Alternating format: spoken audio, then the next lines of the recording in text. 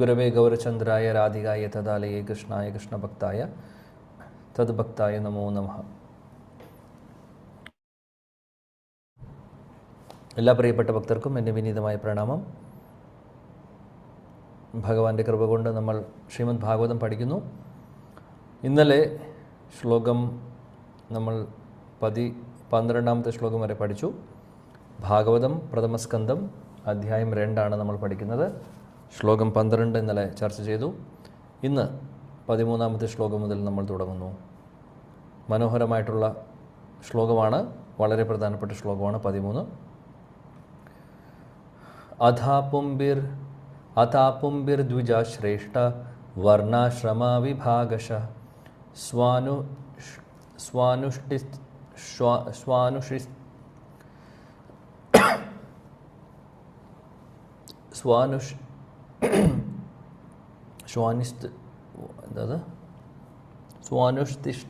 ധർമ്മസ്യ സംസിദ്ധിർഹരിതോഷണം.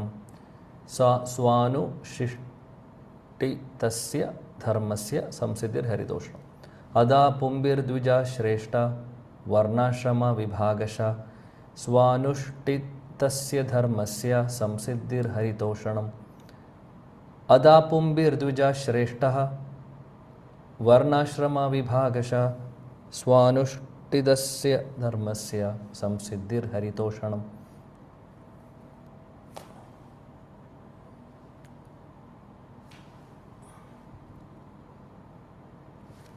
പത്മജ മാതാജി ഉണ്ടോ? പത്മജ കുമാരി.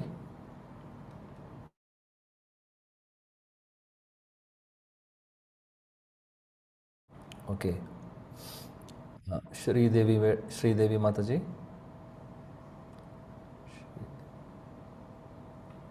ഹരേ കൃഷ്ണ പ്രഭു. ഹരേ കൃഷ്ണ. ഓം വായിക്കട്ടെ പ്രഭു. ഹരേ കൃഷ്ണ. ഓം നമോ ഭഗവതേ വാസുദേവായ. ശ്ലോകം 13.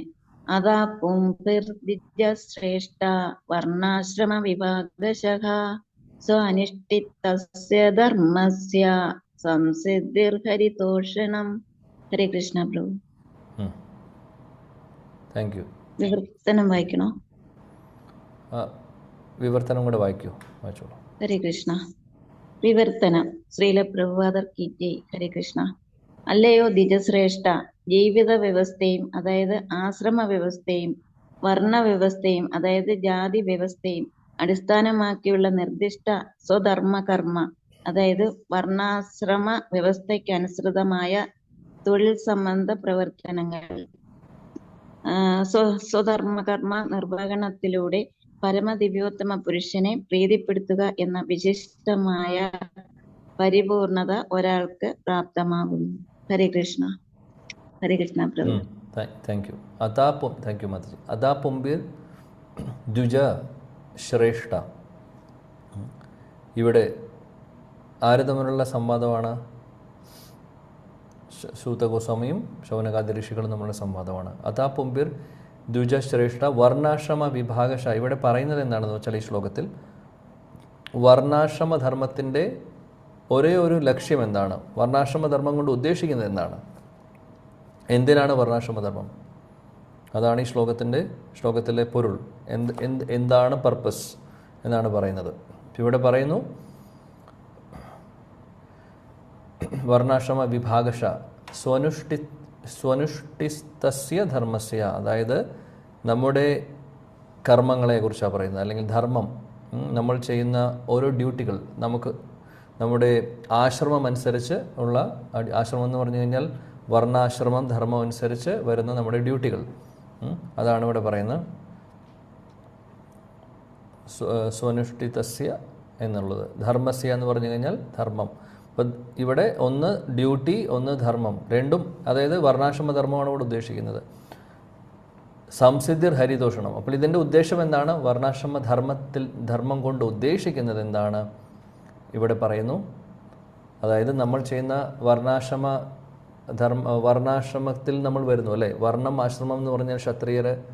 വർണ്ണം പറഞ്ഞു കഴിഞ്ഞാൽ 4 ഉണ്ട്: ബ്രാഹ്മണർ, ക്ഷത്രിയർ, വൈശ്യർ, ശൂദ്രർ. ആശ്രമം എന്ന് പറഞ്ഞാൽ ബ്രഹ്മചര്യം, ഗൃഹസ്ഥം, അത് ഗൃഹസ്ഥ, വാനപ്രസ്ഥം, അതേപോലെ സന്യാസം. അപ്പോൾ ഇതാണ് 4 വർണ്ണങ്ങളും 4 ആശ്രമങ്ങളും. 4 വർണ്ണങ്ങളും 4 ആശ്രമങ്ങളും നമ്മൾ ശരിക്കും പറയുകയാണെങ്കിൽ സനാതനധർമ്മപ്രകാരം ഇതിൽ ഏതിലെങ്കിലും നമ്മൾ പെടേണ്ടതാണ്. ഇന്നത്തെ കാലത്ത് കലിയുഗത്തിൽ ഇത് പ്രാക്ടിക്കലി ഈ പറയുന്ന വർണ്ണാശ്രമധർമ്മം ആപ്ലിക്കബിൾ അല്ലെങ്കിൽ പോലും നമ്മൾ ഈ ഹരേ കൃഷ്ണ പ്രസ്ഥാനത്തിലും അല്ലെങ്കിൽ ഭക്തിയുത സേവനങ്ങൾ അല്ലെങ്കിൽ നല്ല വൈഷ്ണവ സമ്പ്രദായങ്ങളിലൊക്കെ ഈ വർണ്ണാശ്രമധർമ്മം മാക്സിമം ഫോളോ ചെയ്യാൻ വേണ്ടി ശ്രമിക്കുന്നുണ്ട്. മൊത്തത്തിൽ നോക്കുമ്പോൾ കലിയുഗത്തിൽ ഇത് പ്രാക്ടിക്കലി പോസിബിൾ അല്ല. കാര്യം ബ്രാഹ്മണരായിട്ട് ജനിക്കുന്നവർ ശൂദ്രൻ്റെ പണിയെടുക്കുന്നു, ശൂദ്രനായിട്ട് ഇരിക്കുന്നവർ ക്ഷത്രിയൻ്റെ അഡ്മിനിസ്ട്രേഷൻ ചെയ്യുന്നു, ഭരിക്കുന്നു. അപ്പോൾ അങ്ങോട്ടും ഇങ്ങോട്ടും മാറിക്കൊണ്ടിരിക്കുന്നു, അങ്ങോട്ടും ഇങ്ങോട്ടും മാറുന്നു. അതുകൊണ്ട് ഇവിടെ ശരിക്കും ആ ഒരു വർണ്ണാശ്രമധർമ്മം നമ്മൾ കാണാൻ സാധിക്കില്ല. എന്നാൽ ഇവിടെ നമ്മളെ പഠിപ്പിക്കുന്നു എന്തുകൊണ്ടാണ് അല്ലെങ്കിൽ എന്താണ് വർണ്ണാശ്രമധർമ്മം കൊണ്ട് ഉദ്ദേശിക്കുന്നത്. അപ്പോൾ നമ്മളെ സംബന്ധിച്ച് എന്താണ് വർണ്ണാശ്രമധർമ്മം, പ്രാക്ടിക്കലി നമുക്കിതെങ്ങനെയാണ് ഫോളോ ചെയ്യാൻ പറ്റുന്നത്, ഏത് വർണ്ണത്തിലാണോ നമ്മൾ ജനിച്ചിട്ടുള്ളത് എന്നുള്ളത് വിഷയമല്ല. ബ്രാഹ്മണനാവട്ടെ, ക്ഷത്രിയരാവട്ടെ, ശൂദ്രരാവട്ടെ, ഏത് കുലമായിക്കോട്ടെ, ഏത് വർണ്ണമായിക്കോട്ടെ, എന്നാൽ ഒരേ ഒരു പർപ്പസേ ഉള്ളൂ. ഏത് വർണ്ണത്തിലാണെങ്കിലും ഒരേ ഒരു ഉദ്ദേശമുള്ളൂ. അതാണ് ഇവിടെ പറയുന്നത് സംസിദ്ധിർ ഹരിതോഷണം. അപ്പോൾ ഈ ശ്ലോകത്തിലെ അവസാനത്തെ വരിയാണ് ഏറ്റവും പ്രധാനപ്പെട്ടത്. സംസിദ്ധിർ ഹരിതോഷണം, അതായത് ഈ വർണ്ണാശ്രമത്തിൻ്റെ ഉദ്ദേശം അല്ലെങ്കിൽ വർണ്ണാശ്രമധർമ്മങ്ങളുടെ ഉദ്ദേശം എന്ന് പറയുന്നത് ഭഗവാനെ പ്രീതിപ്പെടുത്തുക എന്നുള്ളതാണ്. സംസിദ്ധിർ ഹരിതോഷണം. തോഷണം എന്ന് പറഞ്ഞു കഴിഞ്ഞാൽ പ്രീതിപ്പെടുത്തുക. ആരെയാണ് പ്രീതിപ്പെടുത്തേണ്ടത്? ഹരി. സംസിദ്ധിർ എന്ന് പറഞ്ഞു കഴിഞ്ഞാൽ നമ്മുടെ എല്ലാ സിദ്ധിയും, അതായത് ഇതാണ് ഉദ്ദേശിക്കുന്നത്. അതായത് ഭഗവാനെ നമ്മൾ സേവിക്കുകയാണെങ്കിൽ ഈ വർണ്ണാശ്രമധർമ്മത്തിൽ നമുക്ക് എല്ലാം നേടാൻ സാധിക്കും, അല്ലെങ്കിൽ അതിൽ സക്സസ് ഉണ്ടാവും എന്നാണ് പറയുന്നത്. അപ്പോൾ ഒരു വാക്കിൽ പറയുകയാണെങ്കിൽ അല്ലെങ്കിൽ ഒരു വരിയിൽ പറയുകയാണെങ്കിൽ വർണ്ണാശ്രമധർമ്മം ഉദ്ദേശിക്കുന്നത് ഭഗവാനെ പ്രീതിപ്പെടുത്തുക എന്നുള്ളതാണ് വർണ്ണാശ്രമധർമ്മത്തിൻ്റെ ഉദ്ദേശം. ഇനി അതായത് അപ്പോൾ നമ്മളെ സംബന്ധിച്ച് പ്രാക്ടിക്കലി ഇതെന്താണെന്ന് ചോദിച്ചു കഴിഞ്ഞാൽ നമുക്ക് പറയാൻ പറ്റുന്ന കാര്യം ഇതാണ്. നമ്മൾ ചെയ്യുന്ന ഓരോ കാര്യങ്ങളും അത് നമ്മുടെ ധർമ്മത്തിൻ്റെ ഭാഗമായിരിക്കും. അതായത് നമ്മൾ ചെയ്യുന്ന ഇപ്പോൾ നമ്മുടെ മെയിൻ്റെനൻസിന് വേണ്ടി നമ്മൾ ജോലി ചെയ്യുന്നു, അതേപോലെ മറ്റുള്ള ഉത്തരവാദിത്തങ്ങളൊക്കെ ഉണ്ട്. വീട്ടിൽ ഉള്ള ആളുകളോടുള്ള റെസ്പോൺസിബിലിറ്റി ഉണ്ട്. അതേപോലെ സമൂഹത്തോടും ചിലപ്പോൾ ചെറിയ റെസ്പോൺസിബിലിറ്റീസൊക്കെ ഉണ്ടാവും. എന്താണെങ്കിലും ഈ ഉത്തരവാദിത്തങ്ങളൊക്കെ നമ്മൾ ചെയ്യുന്നത് ഭഗവാന് സമർപ്പിച്ചുകൊണ്ട് ഭഗവാന്റെ സന്തോഷത്തിന് വേണ്ടിയിട്ടായിരിക്കണം. അതാണ് ഇവിടെ ഉദ്ദേശിക്കുന്നത്. അതാണ് പ്രാക്ടിക്കലി നമുക്കിത് ഈ ഒരു ശ്ലോകം എങ്ങനെ ആപ്ലിക്കബിൾ ആവും എന്ന് ചോദിച്ചു കഴിഞ്ഞാൽ, വർണ്ണാശ്രമധർമ്മം ഉണ്ടോ, അത് ഈ ലോകത്തുണ്ടോ എന്ന ചോദ്യത്തിനേക്കാൾ പ്രസക്തി നമ്മൾ ഈ പറയുന്നത് എങ്ങനെ ഫോളോ ചെയ്യാം എന്നുള്ളതാണ്. അപ്പം നമ്മൾ ഏത് വർണ്ണമായിക്കോട്ടെ, ഏത് ആശ്രമമായിക്കോട്ടെ, ഏത് കുലമായിക്കോട്ടെ, ഏത് ജാതി ആയിക്കോട്ടെ, ഏത് മതമായിക്കോട്ടെ, എന്ത് വേണമെങ്കിലും ആയിക്കോട്ടെ, നമ്മൾ ചെയ്യുന്ന ഓരോ കാര്യവും അത് ഭഗവാന്റെ സന്തോഷത്തിന് വേണ്ടിയിട്ടായിരിക്കണം. അപ്പോൾ ഭഗവാന്റെ സന്തോഷത്തിന് വേണ്ടിയിട്ടായിരിക്കണം എന്ന് പറയുമ്പോൾ തന്നെ തെറ്റായിട്ടുള്ള കാര്യങ്ങൾ അവിടെ ചെയ്യാൻ സാധിക്കില്ല. പാപങ്ങൾ ഒരിക്കലും ഭഗവാന് സന്തോഷം കൊടുക്കുന്ന കാര്യങ്ങളല്ല, അല്ലേ? അപ്പോൾ ചെയ്യുന്ന കാര്യങ്ങൾ ഭഗവാന് സമർപ്പിച്ചുകൊണ്ട് ചെയ്യുമ്പോൾ നമ്മൾ പാപങ്ങൾ ചെയ്യാതിരിക്കും.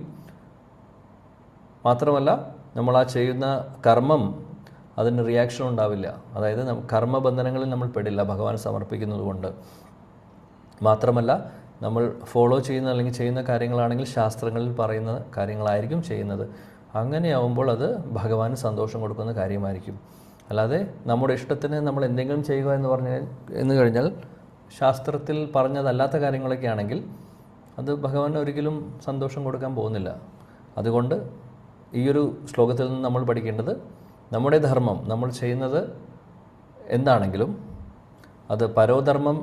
ഇവിടെ വർണ്ണാശ്രമധർമ്മത്തെക്കുറിച്ചാണ് പറയുന്നത്. വർണ്ണാശ്രമധർമ്മം പരോധർമ്മമല്ല. പരോധർമ്മം എന്ന് പറയുന്നത് ഭക്തിയുത സേവനങ്ങളാണ്. തീർച്ചയായിട്ടും അത് ഏറ്റവും പ്രധാനപ്പെട്ട കാര്യം. എന്നാൽ നമ്മൾ ഈ ഒരു സമൂഹത്തിൽ ജീവിക്കുന്ന കാലത്ത് നമുക്ക് ഈ വർണ്ണങ്ങൾ ആശ്രമത്തിൽ വരുന്ന റെസ്പോൺസിബിലിറ്റീസും നമുക്ക് ഉള്ളതാണ്. അപ്പോൾ അതും ചെയ്യേണ്ട ഉത്തരവാദിത്വമുണ്ട്. അപ്പോൾ അത് ചെയ്യേണ്ടത് എന്തിനെ ആസ്പദമാക്കിയിട്ടായിരിക്കണം, അല്ലെങ്കിൽ എങ്ങനെയായിരിക്കണം ചെയ്യേണ്ടത്? ഭഗവാനെ സമർപ്പിച്ചുകൊണ്ട് ഭഗവാന്റെ സന്തോഷത്തിന് വേണ്ടിയിട്ടായിരിക്കണം എന്നാണ് പറയുന്നത്. അപ്പോൾ ഈയൊരു വരി എപ്പോഴും ഓർത്ത് വയ്ക്കുക. സംസിദ്ധിർ ഹരിതോഷണം. നമ്മൾ ചെയ്യുന്ന എല്ലാം, എന്ത് കാര്യമാവട്ടെ, ചെയ്യുന്ന എല്ലാം ഹരി ഭഗവാന്റെ സന്തോഷത്തിന് വേണ്ടിയിട്ടായിരിക്കണം.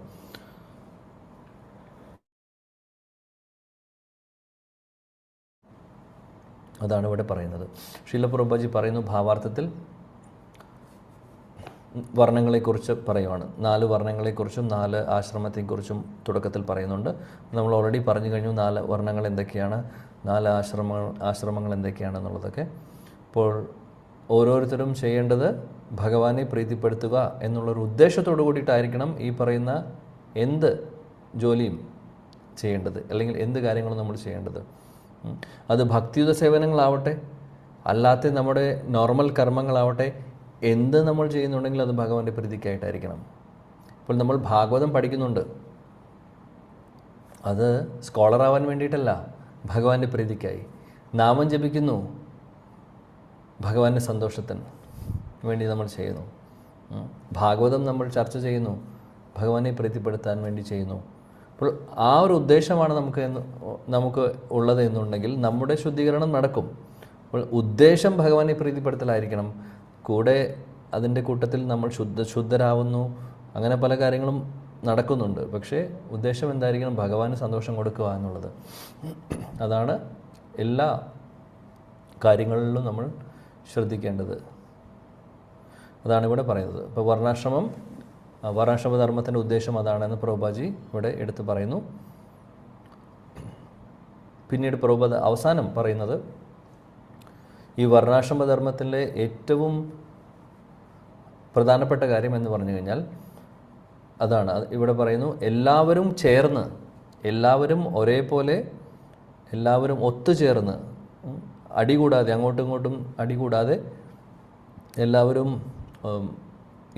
യുണൈറ്റ് ചെയ്ത് എന്താണ് ചെയ്യേണ്ടത്? ഭഗവാനെ സന്തോഷിപ്പിക്കാൻ നോക്കുക എന്നുള്ളത്. അപ്പോൾ ഒരു സമൂഹത്തെ സംബന്ധിച്ച്, ഒരു രാജ്യത്തെ സംബന്ധിച്ച് ശാന്തിയും സമാധാനവും ഒക്കെ വേണമെന്നും ഉണ്ടെങ്കിൽ എല്ലാവരും സഹകരിച്ച് എല്ലാവരും ഭക്തിയുത സേവനങ്ങൾ ചെയ്യണം. അങ്ങനെ ചെയ്യുമ്പോൾ തീർച്ചയായിട്ടും ഭഗവാനെ പ്രീതിപ്പെടുത്തുന്ന കാര്യമാണത്. ഇപ്പോൾ യുധിഷ്ഠിര മഹാരാജാവും പരീക്ഷിത് മഹാരാജാവും ഒക്കെ ഭരിക്കുന്ന കാലത്ത് എല്ലാം വളരെ ഭംഗിയായിട്ട് നടക്കുന്നുണ്ടായിരുന്നു. രാജ്യത്ത് ഒന്നിനും ഒരു കുറവുണ്ടായിരുന്നില്ല. എല്ലാം സുലഭമായിരുന്നു.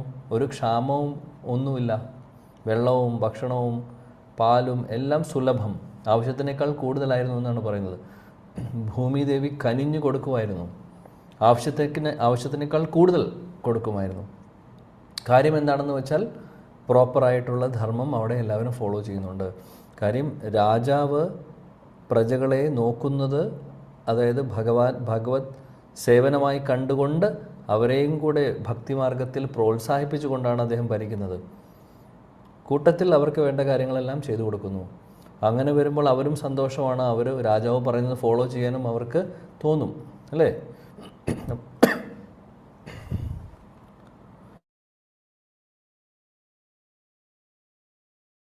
ക്ഷമിക്കണം, കുറച്ച് ദിവസമായിട്ട് കഴിഞ്ഞ 3 ദിവസം 4 ദിവസം കണ്ടിന്യൂസ്ലി ക്ലാസ് ഉണ്ടായിരുന്നു. പിന്നെ അല്ലാതെ ട്രാവലിംഗ് ഒക്കെ ആയതുകൊണ്ട് കുറച്ച് ജലദോഷവും ചുമയൊക്കെ പിടിച്ചിരിക്കുകയാണ്. അപ്പോൾ ഇങ്ങനെ ഇടയ്ക്കിടയ്ക്ക് ചുമയ്ക്കുകയാണ്, ക്ഷമിക്കണം. അപ്പോൾ പറയുന്നു, ഭാഗവതം അല്ലെങ്കിൽ ഭഗവാനെ സന്തോഷിപ്പിക്കുക എന്നുള്ളതാണ് നമ്മുടെ ധർമ്മം, അല്ലെങ്കിൽ നമ്മൾ ചെയ്യേണ്ട കാര്യം. അപ്പോൾ എല്ലാ കാര്യങ്ങളും ഭഗവാനെ സമർപ്പിച്ചുകൊണ്ട് ചെയ്യുക എന്നുള്ളതാണ്. അപ്പോൾ നമ്മൾ നേരത്തെ പറഞ്ഞുകൊണ്ടിരുന്നത് ഒരു സമൂഹത്തിലെ കാര്യം. അപ്പോൾ പരീക്ഷിത് മഹാരാജാവിൻ്റെ യുധിഷ്ഠിര മഹാരാജാവിൻ്റെ കാര്യമാണ് നമ്മൾ അവസാനം പറഞ്ഞത്. അത് എന്താണ് എന്ന് വെച്ചാൽ അവർ എല്ലാം ഭഗവാനെ സമർപ്പിച്ചുകൊണ്ട് ചെയ്യുന്നു. അതുകൊണ്ട് പ്രജകളും ഹാപ്പിയാണ്, പ്രജകളുടെ കാര്യങ്ങളും നോക്കുന്നുണ്ട്. ഇപ്പോൾ രാജാവ് പറയുന്നത് കേൾക്കാൻ പ്രജകൾക്കും തോന്നും. അങ്ങനെയുള്ള ഒരു ലീഡർഷിപ്പായിരുന്നു അവർ മുന്നോട്ട് കൊണ്ടുപോയിട്ടുണ്ടായിരുന്നത്. അതുകൊണ്ട് എന്തായിരുന്നു, എല്ലാവരും പ്രജകളെല്ലാവരും ഹാപ്പിയാണ്. കൂട്ടത്തിൽ കാര്യം ആവശ്യത്തിനേക്കാൾ കൂടുതൽ എല്ലാം കിട്ടുന്നു, അല്ലേ? എല്ലാവരും ഭക്തി മാർഗത്തിൽ മുന്നോട്ട് പോകുന്ന ഒരു അവസ്ഥയാണ്. അപ്പോൾ ഇതാണ് ലോകശാന്തിക്ക് വേണ്ടിയിട്ട് ചെയ്യേണ്ട കാര്യം, അല്ലാതെ മറ്റുള്ള കാര്യങ്ങളല്ല. മറ്റുള്ള കാര്യങ്ങൾ എന്ത് ചെയ്തിട്ടും കാര്യമൊന്നുമില്ല. നമ്മൾ പല പല കാര്യങ്ങൾ ചെയ്യുമായിരിക്കും, പല പല പ്രതീക്ഷകളും വാഗ്ദാനങ്ങളും ആളുകൾ തരും. പക്ഷേ അതൊക്കെ നടക്കുന്ന കാര്യമാണോ? നമുക്കറിയാം. കൂടുതൽ അതിനെക്കുറിച്ച് ഞാൻ പറയുന്നില്ല, എന്നാൽ നമുക്കറിയാം. അപ്പോൾ ശാന്തിയും സമാധാനവും സമ്പൽ സമൃദ്ധിയൊക്കെ ഉണ്ടാവണമെങ്കിൽ അവിടെ ഭഗവത് സേവനങ്ങൾ നടക്കണം. അത് ഉണ്ടെങ്കിൽ രാജ്യം അല്ലെങ്കിൽ ലോകം മുഴുവനും എല്ലാവിധ ഐശ്വര്യങ്ങളും ഉണ്ടാവും. അതില്ലാത്ത പക്ഷം എന്താണ് സംഭവിക്കുന്നത്? എല്ലാം തകർന്നു പോകുന്നു. നമ്മൾ കാണുന്നു ചില സ്ഥലങ്ങളിൽ, ചില രാജ്യങ്ങളിൽ വെള്ളം പോലും ഇല്ല കുടിക്കാൻ. വെള്ളം പോലും ഇല്ലാത്ത രാജ്യങ്ങളുണ്ട്. ചില രാജ്യങ്ങളിൽ കഴിക്കാൻ ഭക്ഷണമില്ല. പല സ്ഥലങ്ങളിൽ നിന്ന് ഇമ്പോർട്ട് ചെയ്യുന്നു. ഒരുപാട് പ്രശ്നങ്ങൾ നടക്കുന്നുണ്ട് ലോകത്ത്. നാളെ എന്ത് സംഭവിക്കുമെന്ന് നമുക്കറിയില്ല. ഒന്ന് ചിന്തിച്ചു നോക്കൂ. നമ്മുടെ കേരളത്തിലെ കാലാവസ്ഥ തന്നെ ഒന്ന് ആലോചിച്ച് നോക്കൂ. ഇങ്ങനെയായിരുന്നോ കേരളത്തിലെ കാലാവസ്ഥ? ഇപ്പോൾ 365 ദിവസവും ചൂടാണ്. ഇങ്ങനൊരു കാലാവസ്ഥയായിരുന്നില്ല. ഒരുപാട് പച്ചപ്പും ഹരിതാപവും. ആളുകൾ, ഇന്ത്യയിലുള്ള പല ആളുകളും നോർത്തിലുള്ള ആളുകളൊക്കെ കേരളത്തിൻ്റെ ഭംഗി അവർ കേട്ടിട്ട് വരാറുണ്ട്. പണ്ടൊക്കെ ഈ വിദേശ രാജ്യങ്ങളിൽ നിന്നും ആളുകൾ വരാറുണ്ട് കേരളത്തിൻ്റെ ഭംഗി കണ്ട്. ഒരുപാട് പച്ചപ്പുള്ള സ്ഥലമാണെന്നൊക്കെ പറഞ്ഞ്. ഇന്ന് എവിടെയാണ് പച്ചപ്പുള്ളത്? എല്ലാം പോയി, കുറഞ്ഞു. അതേപോലെ വെതറാണെങ്കിൽ, കാലാവസ്ഥയാണെങ്കിൽ വളരെ പ്രശ്നമാണ്. ഒരു 10 വർഷം മുമ്പ് ഇങ്ങനെയായിരുന്നില്ല, വ്യത്യാസമുണ്ടായിരുന്നു. അതിനേക്കാൾ 10 വർഷം മുമ്പ് തീർച്ചയായിട്ടും അതിനേക്കാൾ നല്ലതായിരുന്നു. ഇപ്പോൾ ഇനി അടുത്ത 10 വർഷം കഴിഞ്ഞാൽ എന്തായിരിക്കും അവസ്ഥ എന്നുള്ളത് അറിയില്ല. ഇവിടെ നവംബർ ഡിസംബർ സമയത്തൊക്കെ, ഇപ്പോൾ ഈ സമയത്തൊക്കെ തീർച്ചയായിട്ടും ചൂട് കുറയേണ്ട സമയമാണ്. പക്ഷേ ഫാനില്ലാതെയോ AC ഇല്ലാതെയോ ഇരിക്കാൻ പറ്റാത്ത അവസ്ഥയാണ് വീട്ടിൽ, അല്ലേ? അതാണ് അവസ്ഥ. അതാണ് കാലാവസ്ഥ മാറുന്നു. ഇതൊക്കെ എന്തുകൊണ്ട് സംഭവിക്കുന്നു? സംഭവിക്കുന്നതിനുള്ള ഒരേ ഒരു കാരണമെന്ന് പറഞ്ഞു കഴിഞ്ഞാൽ, നമ്മൾ ശാസ്ത്രത്തിൽ ചെയ്യാൻ പാടില്ലാത്ത കാര്യങ്ങൾ, ചെയ്യാൻ പാടില്ല എന്ന് പറഞ്ഞിട്ടുള്ള കാര്യങ്ങളൊക്കെ ചെയ്യുന്നത് കൊണ്ടാണ്. ശാസ്ത്രവിരുദ്ധമായി നമ്മൾ പലതും ചെയ്യുന്നു. ലോകത്തിൽ പലതും നടക്കുന്നു. അങ്ങനെയൊക്കെ നടക്കുമ്പോൾ ഈ ആദി ദൈവിക ക്ലേശങ്ങൾ ഉണ്ടാവും, അതിന് സംശയമൊന്നുമില്ല. അത് പ്രകൃതി, ഒരു നാച്ചുറൽ ഫിനോമിനയാണത്. നമ്മൾ പ്രകൃതിയെ ബുദ്ധിമുട്ടിക്കുന്നു, അല്ലെങ്കിൽ പ്രകൃതിയെ ബുദ്ധിമുട്ടിക്കുകയാണ്, ടോർച്ചർ ചെയ്യുന്നു. അതേപോലെ തന്നെ ചെയ്യാൻ പാടില്ലാത്ത കാര്യങ്ങൾ, പാപങ്ങൾ കൂടുതൽ ചെയ്യുമ്പോഴൊക്കെ ഡെഫിനറ്റ്ലി അതിന് റിയാക്ഷൻ ഉണ്ടാവും. അത് എല്ലാവർക്കും അത് ബാധിക്കുന്നു. അതാണ്, എല്ലാവരെയും ബാധിക്കുന്നു. അപ്പോൾ അതൊക്കെ സംഭവിക്കുന്നതിൻ്റെ കാരണം എന്താണെന്ന് വെച്ചാൽ, വേണ്ട രീതിയിൽ ഭഗവത് സേവനങ്ങൾ ആരും ചെയ്യുന്നില്ല, ഭക്തിമാർഗം ആരും ഫോളോ ചെയ്യുന്നില്ല, അവനവന് തോന്നുന്ന കാര്യങ്ങൾ ചെയ്യുന്നു, ചെയ്യാൻ പാടില്ല എന്ന് പറഞ്ഞിട്ടുള്ള പാപങ്ങളായിട്ടുള്ള കാര്യങ്ങൾ ചെയ്യുന്നു. അപ്പോൾ ഡെഫിനറ്റ്ലി റിയാക്ഷൻ ഉണ്ടാവും, നമുക്ക് തടുക്കാൻ സാധിക്കില്ല. അപ്പോൾ ഇതിനൊക്കെ ഒരു ശാന്തിയും സമാധാനവും കൊണ്ടുവരണമെങ്കിൽ ആളുകൾ മാറിക്കൊണ്ട് കാര്യമില്ല, ഭരണാധികാരികൾ മാറിക്കൊണ്ടും കാര്യങ്ങളൊന്നും കൂടുതൽ നടക്കാൻ പോകുന്നില്ല. എന്നാൽ ഭക്തിയുത സേവനങ്ങൾ ആളുകൾ സ്വീകരിക്കുന്നുണ്ടോ? ഭാഗവതം ജീവിതത്തിൻ്റെ ഭാഗമാക്കി മാറ്റുന്നുണ്ടോ? എല്ലാവരും ഭഗവത് നാമങ്ങൾ ജപിക്കുന്നുണ്ടോ? അങ്ങനെ ഉണ്ടെങ്കിൽ കാര്യങ്ങൾക്ക് വ്യത്യാസം ഉണ്ടാവും. അത്രയും ശക്തിയാണ് ഭക്തിയുത സേവനങ്ങൾക്കുള്ളത്. അത് നമ്മൾ മനസ്സിലാക്കണം. ഇത് സാധാരണ ഒരു സംഭവമല്ല. അതാണ് ഈ ശ്ലോകത്തിൽ നമ്മൾ പഠിക്കാനുള്ള കാര്യം. അപ്പോൾ ഇവിടെ സംസിദ്ധിർ ഹരിതോഷണമാണ് ഇതിലത്തെ ഹൈലൈറ്റ്. അതായത് ഭഗവാനെ സേവിക്കുക, ഭഗവാന്റെ സന്തോഷത്തിന് വേണ്ടിയിട്ടാണ് നമ്മൾ ചെയ്യേണ്ട ഓരോ പ്രവൃത്തികളും എന്നുള്ളതാണ്. ഓരോ ധർമ്മമാവട്ടെ കർമ്മമാവട്ടെ എന്താണെങ്കിലും നമ്മൾ ചെയ്യേണ്ടത് ഭഗവാന്റെ പ്രീതിക്കായിട്ടായിരിക്കണം എന്നുള്ളതാണ് ഈ ശ്ലോകത്തിൽ നിന്ന് നമ്മൾ പഠിക്കുന്ന പ്രധാനപ്പെട്ട കാര്യം. ഇനി ശ്ലോകം 14 നോക്കാം. മനോഹരമായിട്ടുള്ള ശ്ലോകമാണ് ഇതും. തസ്മാത് ഏകേന മനസ ഭഗവാൻ സാത്വദാംപതി ശ്രോത്തവ്യ കീർത്തിതവ്യശ്ച ധ്യേയ പൂജ്യാശ്ച നിത്യത. വരദ മാതാജി ഉണ്ടോ?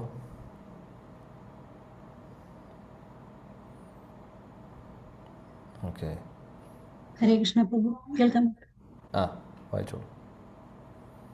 ഹരേ കൃഷ്ണ. ശ്ലോകം 14. തസ്മാദേകേന മനസാ ഭഗവാൻ സാത്വതാം പതി ശ്രോതവ്യ കീർത്തിതവ്യശ്ച ധ്യേയ പൂജ്യശ്ച നിത്യദാ. ഹരേ കൃഷ്ണ പ്രഭു. വിവർത്തനമാക്കൂ. വിവർത്തനം. ശ്രീല പ്രഭുപാദ് കി ജയ്. ആകയാൽ ഒരുവൻ ഏകാഗ്രമായ ശ്രദ്ധയോടെ സംരക്ഷകനായ പരമദിവ്യോത്തമ പുരുഷനെ കുറിച്ച് സദാ ശ്രവിക്കുകയും അവിടുന്ന് പ്രകീർത്തിക്കുകയും സ്മരിക്കുകയും ആരാധിക്കുകയും വേണം. ഹരേ കൃഷ്ണ പ്രഭു. Thank you. മനോഹരമായുള്ള ശ്ലോകം ഇവിടെ പറയുന്നു, തസ്മാത് ഏകേന മനസ. അതുകൊണ്ട് എന്ത് ചെയ്യണമെന്നാണ് പറയുന്നത്? ഏകേന മനസ, അതായത് വൺ പോയിൻറ്റഡ്, വേറെ അങ്ങോട്ടും ഇങ്ങോട്ടും മാറിപ്പോവാതെ ഒരേ ഒരു ഫോക്കസ്. എന്താണ്? എവിടേക്കാണ്? ഭഗവാൻ സാത്വതാംപതി, ഭഗവാൻ. അതായത് നമ്മൾ ശ്രദ്ധയോടുകൂടി നിശ്ചയദാർഢ്യത്തോടുകൂടി ഏകേന മനസ്സ, അങ്ങോട്ടും ഇങ്ങോട്ടും വ്യതിചലിക്കാതെ ഒരേ ഒരു ലക്ഷ്യം വെച്ച്, എന്താണ്? ഭഗവാൻ സാത്വതാംപതി ശ്രോതവ്യ കീർത്തിതവ്യശ്ച ധ്യേയ പൂജ്യശ്ച നിത്യത പറയുന്നു. അങ്ങനെ ഒറ്റ ആ ഒരു ഫോക്കസിൽ, ആ ഒരു ശ്രദ്ധയോടുകൂടി നമ്മൾ ചെയ്യേണ്ട കാര്യം എന്താണ്? ശ്രോതവ്യ, ഭഗവാനെക്കുറിച്ച് കേൾക്കുന്ന കാര്യമാണ് പറയുന്നത്. കീർത്തിതവ്യ, അതായത് ഭഗവാനെ സ്തുതിക്കുന്നു. പിന്നെ പറയുന്നു ധ്യേയ, ധ്യേയ എന്ന് പറഞ്ഞു കഴിഞ്ഞാൽ സ്മരിക്കുന്നു. അതേപോലെ പൂജ്യ എന്ന് പറഞ്ഞു പൂജിക്കുന്നു അല്ലെങ്കിൽ ആരാധിക്കുന്നു. 4 കാര്യങ്ങളാണ് പറയുന്നത്. ശ്രോതവ്യ, അതായത് ശ്രവണം, കീർത്തനം, സ്മരണം, അതേപോലെ ആരാധന. ച നിത്യത, ഇത് നിത്യത ചെയ്യണം എന്നാണ് പറയുന്നത്. അപ്പോൾ ഇതൊരു ഇൻസ്ട്രക്ഷനാണ് ഇവിടെ സൂത ഗോസ്വാമി പറയുന്നത്. നമുക്കുള്ള ഇൻസ്ട്രക്ഷനാണ് ഇതെല്ലാം. എന്താണ്? ഏകേന മനസ്സ, അതായത് അങ്ങോട്ടും ഇങ്ങോട്ടും മാറാതെ വേറെ ഒന്നിലേക്കും നമ്മുടെ ശ്രദ്ധ പോവാതെ, അല്ലെങ്കിൽ വിശ്വാസത്തോടു കൂടി ഒരേ ഒരു ലക്ഷ്യം വെച്ചുകൊണ്ട് ഭഗവാനെ പ്രീതിപ്പെടുത്തുക എന്നുള്ള ലക്ഷ്യം വെച്ചുകൊണ്ട് ഏകേന മനസ്സ എന്താണ് ചെയ്യേണ്ടത്? ഭഗവാൻ സാത്വതാംപതി, ഭഗവാനെ ഭഗവാൻ കൃഷ്ണനെയും അതേപോലെ തന്നെ കൃഷ്ണനെയും നമ്മൾ ആരാധിക്കുന്ന കാര്യമാണ് പറയുന്നത്. അപ്പോൾ ആരാധന വരുന്നു, ശ്രവണം വരുന്നു, കീർത്തനം വരുന്നു, അതേപോലെ സ്മരണം വരുന്നു. ശ്രവണം, കീർത്തനം, സ്മരണം, അതേപോലെ ഇവിടെ പൂജ്യ എന്ന് പറയുന്നത്. പൂജിക്കുക അല്ലെങ്കിൽ ആരാധിക്കുക നിത്യമായിട്ട്. നിത്യത എന്ന് പറഞ്ഞാൽ കോൺസ്റ്റൻ്റ് ആയിട്ട്, എപ്പോഴും. അല്ലാതെ ഇന്ന് ചെയ്തു കുറച്ച് ദിവസം ചെയ്യുന്നില്ല, അങ്ങനെയല്ല. അപ്പോൾ ഇതാണ് നമുക്കുള്ള ഇൻസ്ട്രക്ഷൻ. സദാ അല്ലെങ്കിൽ നിത്യത നമ്മൾ ചെയ്യേണ്ടത് എന്താണ്? ഭഗവത് സേവനങ്ങൾ, ഭക്തിയുത സേവനങ്ങൾ. അതിൽ പെടുന്നു ശ്രവണം, കീർത്തനം, സ്മരണം, ഇതെല്ലാം അതിൽ വരുന്നു. പ്രഭുപാദജി മനോഹരമായിട്ട് ഭാവാർത്ഥത്തിൽ പറയുന്നു, അതുകൊണ്ട് നമ്മുടെ ഓരോരുത്തരുടെയും ജീവിതത്തിൻ്റെ ലക്ഷ്യം എന്ന് പറയുന്നത് ഇതായിരിക്കണം എന്നുള്ളത്. അതായത് ഏത് വർണ്ണമാവട്ടെ, ഏത് ആശ്രമമാവട്ടെ, വിഷയമല്ല. നമ്മൾ ചെയ്യേണ്ടത് എന്താണ്? ഭഗവാനെ സ്തുതിക്കുക, ഭഗവാനെ നാമം ചൊല്ലുക, കീർത്തനം ചെയ്യുക, അതേപോലെ സ്മരിക്കുക എന്ന് പറഞ്ഞാൽ ഭഗവാനെ ഓർക്കുക, ലീലകൾ ഓർക്കുക, അല്ലെങ്കിൽ ഭഗവാന്റെ നാമം ഓർക്കുക, അതേപോലെ ഭഗവാനെക്കുറിച്ച് മറ്റുള്ളവർക്ക് പറഞ്ഞു കൊടുക്കുക, ആരാധിക്കുക. ഇതെല്ലാം ചെയ്യലാണ് നമ്മൾ ഓരോരുത്തരും ചെയ്യേണ്ടത്. ഇതാണ് നമ്മുടെ കർത്തവ്യം, ഇതാണ് നമ്മുടെ ധർമ്മം, ഇതാണ് നമ്മൾ ചെയ്യേണ്ടത്. അത് ശൂദ്രനാവട്ടെ, ബ്രാഹ്മണനാവട്ടെ, ക്ഷത്രിയനാവട്ടെ, വൈശ്യനാവട്ടെ, ആര് വേണമെങ്കിലാവട്ടെ, എല്ലാവരും ചെയ്യേണ്ടത് ഇതാണ് എന്നാണ് പറയുന്നത്. അതാണ് പ്രഭുപാദജി ഇവിടെ എടുത്ത് ഭാവാർത്ഥത്തിൽ പറയുന്നു. ശ്ലോകത്തിൽ ഭാഗവതവും പറയുന്നത് അത് തന്നെയാണ്. നമ്മൾ ചെയ്യേണ്ടത് ഏകേന മനസ്സ. ഇത് കാണാതെ പഠിക്കേണ്ട ഒരു ശ്ലോകമാണ്. തസ്മാത് ഏകേന മനസ്സ ഭഗവാൻ സാത്വതാംപതി ശ്രോതവ്യ കീർത്തിതവ്യശ്ച ധ്യേയ പൂജ്യശ്ച നിത്യത. ശ്രീല പ്രഭുപാദ് പറയുന്നു പിന്നീട് ഭാവാർത്ഥത്തിൽ, ചില ആളുകൾ ഇന്നത്തെ കാലത്ത് എന്തെങ്കിലുമൊക്കെ കാട്ടിക്കൂട്ടി ഫേമസ് ആവാൻ നോക്കുന്നു. പല കാര്യങ്ങളും ചിലപ്പോൾ ഫേസ്ബുക്കിൽ പോസ്റ്റ് ചെയ്തിട്ടോ അല്ലെങ്കിൽ ഇൻസ്റ്റാഗ്രാമിൽ വല്ല ഷോർട്സ് ഇട്ടിട്ടോ എങ്ങനെയെങ്കിലും പല രീതിയിൽ പല കാര്യങ്ങൾ. ഇന്നത്തെ ആളുകൾക്ക് വിഷയങ്ങൾ അതായത് എന്ത് വിഷയമാണെങ്കിലും അത് സ്വീകരിക്കാൻ വേണ്ടി തയ്യാറായിട്ടിരിക്കുന്ന ആൾക്കാരാണ്. അതായത് ഓഡിയൻസിൻ്റെ കാര്യമാണ് പറയുന്നത്. ആരെന്ത് പോസ്റ്റ് ചെയ്താലും അത് കാണുന്നു, അത് എന്താണെന്നൊന്നും നോക്കാതെ ഫോളോവേഴ്സ് ആവുന്നു, അങ്ങനെ പലതും നടക്കുന്നുണ്ട്. അപ്പോൾ ഇതിലൊന്നും പ്രഭുപാദ് പറയുന്നത് ഇന്നത്തെ കാലത്ത് ഇങ്ങനെ പലതും നടക്കുന്നുണ്ട്, പല പല പ്രൊപ്പഗാൻഡ നടന്നുകൊണ്ടിരിക്കുകയാണ്. അപ്പോൾ ക്വാളിഫൈഡ് അല്ലാത്ത ആളുകൾ, യോഗ്യതയില്ലാത്ത ആളുകൾ പോലും ഫേമസ് ആവുന്നു, പലവരും ഫേമസ് ആക്കുന്നു. അങ്ങനെ ഫേമസ് അവരാവുന്നതോടുകൂടി അവരുടെ പുറകിൽ ഒരുപാട് ആൾക്കാർ കൂടെ പോകുന്നു, അവരെ ഫോളോ ചെയ്തുകൊണ്ട്. പക്ഷേ ഇതുകൊണ്ടൊക്കെ വല്ല കാര്യമുണ്ടോ? ഇതുകൊണ്ട് വല്ല എഫക്റ്റ് ഉണ്ടോ? ഒന്നുമില്ല. പ്രഭുപാദ് പറയുന്നു ഇതെല്ലാം സമയം പാഴാക്കുന്നതാണ്. നേരെ മറിച്ച് അങ്ങനെയുള്ളൊരു ഒന്നുമല്ല. കാര്യം അവർ ഫേമസ് ആയി കഴിഞ്ഞാൽ പിന്നെ അവരെ സ്തുതിക്കാനായിരിക്കും ആളുകളുണ്ടാവുക. ഇപ്പോൾ ശ്രോതവ്യ, കീർത്തിതവ്യ, പൂജയൊക്കെ നടക്കാൻ പോകുന്നത് ആ വ്യക്തിക്ക് വേണ്ടിയിട്ടായിരിക്കും. ആളുകൾ ആ വ്യക്തിയെക്കുറിച്ച് സ്തുതിക്കുന്നു. സെലിബ്രിറ്റി ആയിരിക്കാം, അല്ലെങ്കിൽ ആര് വേണമെങ്കിലും ആയിരിക്കാം. പൂജിക്കുന്നു. ചില സ്ഥലങ്ങളിൽ സിനിമയിൽ അഭിനയിക്കുന്നവർക്ക് അമ്പലം വരെയുള്ള സ്ഥലങ്ങളുണ്ട്. അങ്ങനെയുള്ള സംഭവങ്ങളൊക്കെ നടക്കുന്നുണ്ട്.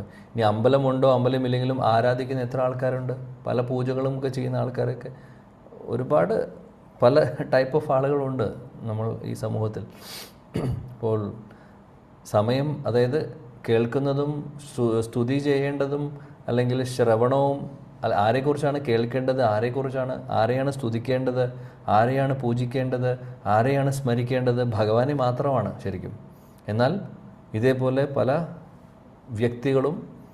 വ്യക്തികളെയും ചില ആളുകൾ അതിൽ ഫേക്ക് ഉണ്ടാവും, ചില ആളുകൾ അങ്ങനെ പല ടൈപ്പ് ഓഫ് ആളുകൾ പുറകെ പോകുന്നു, സമയം പാഴാവുന്നു. എന്നാൽ ആ സമയം ഈ സ്തുതിക്കുന്നത് ഭഗവാനെയും, അതേപോലെ ശ്രവണം ഭഗവാനെക്കുറിച്ചും, പൂജ ഭഗവാനെ മാത്രം ആണെങ്കിൽ, സ്മരിക്കുന്നതും ഭഗവാനെ മാത്രമാണെങ്കിൽ നമ്മുടെ ജീവിതം സക്സസ് ആയി. ഇല്ലെങ്കിൽ സമയം പാഴാവുന്നു, ജീവിതം വേസ്റ്റായി പോകുന്നു. മാത്രമല്ല ഇനി ഒരു മനുഷ്യജന്മം കിട്ടുമോ എന്നുള്ളൊരു സംശയം കൂടെ അവിടെ വരുന്നു. അപ്പോൾ പ്രഭുപാദ് അതാണ് ഓർമ്മിപ്പിക്കുന്നത്. ശ്ലോകത്തിൽ വളരെ ക്ലിയർ ആയിട്ട് പറഞ്ഞു, തസ്മാത് ഏകേന മനസ്സ ഭഗവാൻ സാത്വതാംപതി ശ്രോതവ്യ കീർത്തിതവ്യശ്ച എന്ന്. നിത്യത നമ്മൾ ഭക്തിയുത സേവനങ്ങൾ ചെയ്യണമെന്ന് അവിടെ പറഞ്ഞു. പ്രഭുപാദ് പ്രാക്ടിക്കലി അതെങ്ങനെ ചെയ്യാം, ഇന്നത്തെ കാലത്ത് നടക്കുന്ന കാര്യങ്ങളോട് പറയുവാണ് അദ്ദേഹം. പല ആളുകളും പല കാര്യങ്ങളുടെയും പുറകിൽ പോയിക്കൊണ്ടിരിക്കുകയാണ്, സമയം പാഴാക്കിക്കൊണ്ടിരിക്കുകയാണ്. പല വ്യക്തികളാവാം, പല ആളുകളാവാം, ആളുകളുടെ പുറകിൽ പോകുന്നു. എന്നാൽ നമ്മൾ പോവേണ്ടത് ആളുകളുടെ പുറകിലല്ല, ഭഗവാന്റെ പുറകിലാണ്. ഭഗവാന്റെ പുറകിൽ പോയി കഴിഞ്ഞാൽ നമുക്കതിന് ഗുണമുണ്ടാവും. വേറെ ആരുടെ പുറകിൽ പോയിട്ടും കാര്യമില്ല, സമയം പാഴാക്കലാണ്. അതാണ് ഇവിടെ നമ്മൾ ഓർക്കേണ്ട കാര്യം. ജീവിതത്തിൻ്റെ ലക്ഷ്യം വേറെ ഒന്നുമല്ല, ഭഗവാനെ സന്തോഷിപ്പിക്കുക. നമ്മൾ കഴിഞ്ഞ ശ്ലോകത്തിൽ പഠിച്ച പോലെ സംസിദ്ധിർ ഹരിതോഷണം, അതേപോലെ സദാ നിത്യത ഭഗവത് സേവനങ്ങൾ ചെയ്യുവാനുള്ള ആ ഒരു കോൺഷ്യസ്നെസ്സിൽ, ആ ഒരു ബോധത്തിലായിരിക്കണം നമ്മൾ ഇരിക്കേണ്ടത്. നമ്മുടെ ജീവിതത്തെ അങ്ങനെയായിരിക്കണം നമ്മൾ മോൾഡ് ചെയ്ത് കൊണ്ടുവരേണ്ടത്. അല്ലെങ്കിൽ നമ്മുടെ സമയം ഭഗവാന് വേണ്ടി മാറ്റിവെക്കുക, ഭഗവത് സേവനങ്ങൾ ചെയ്യുക, ശ്രവണം, കീർത്തനം, സ്മരണം.